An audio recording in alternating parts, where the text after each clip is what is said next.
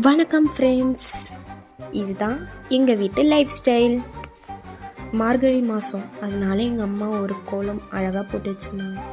8:30க்கு தான் நான் எழுந்தேனா, அதனால எங்கள் அம்மா தோசையும் கருவேப்பிலை வச்சு ஒரு இட்லி பொடியும் கொடுத்தாங்க.